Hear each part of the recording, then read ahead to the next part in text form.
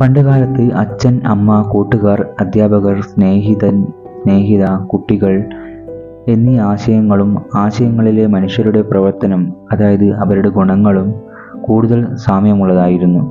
ഇന്ന് ഒരു വിദ്യാർത്ഥി, രക്ഷിതാവ്, അധ്യാപകൻ, ഭരണാധികാരി, വിദ്യാലയം, ഭക്ഷണശാല, ജോലി എന്നിങ്ങനെയുള്ള ആശയവും അവയുടെ പ്രവർത്തനവും തമ്മിൽ വലിയ അന്തരം കാണാം. പലർക്കും പലതാണ് പ്രധാനം. നമുക്ക് എന്താണ് പ്രധാനം, അതിനു വേണ്ടിയല്ലാതെ നാം എന്ത് ആശയമായിട്ടാണ് നിലകൊള്ളുന്നത് എന്ന് പ്രധാനമായി കാണുന്നില്ല.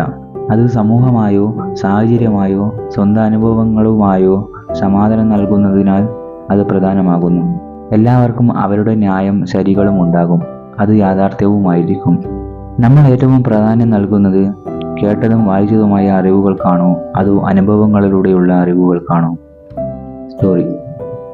വീടിന് തൊട്ടടുത്ത് എനിക്കൊരു സുഹൃത്തുണ്ടായിരുന്നു. അവൻ്റെ പ്രധാന ഇഷ്ടം ബൈക്കിൽ സഞ്ചാരമായിരുന്നു. അതിനായി അവൻ പുതിയ ബൈക്കും സഞ്ചാരത്തിന് ആവശ്യമായ ബാഗും മറ്റു സാധനങ്ങളും വാങ്ങി. എനിക്ക് യാത്രയേക്കാൾ സംസാരവും കാടുകളിലൂടെയുള്ള നടത്തവും സിനിമകൾ കാണലും എന്നൊക്കെയായിരുന്നു ഇഷ്ടം.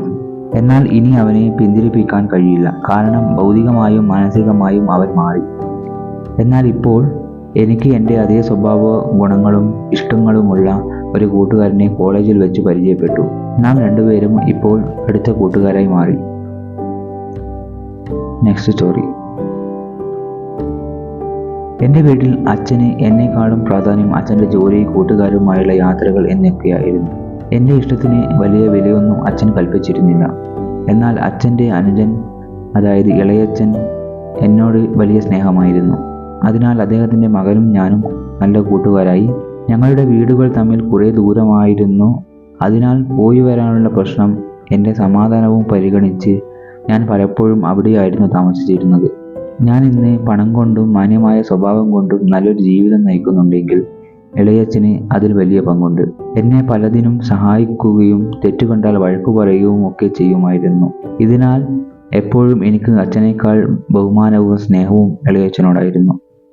ഗുണങ്ങളാണോ ആശയത്തെ പ്രതിദാനം ചെയ്യുന്നത്, അല്ലെങ്കിൽ നാം ആശയത്തിനനുസരിച്ച് ഗുണനിലവാരം സൃഷ്ടിക്കുകയാണോ ചെയ്യേണ്ടത്?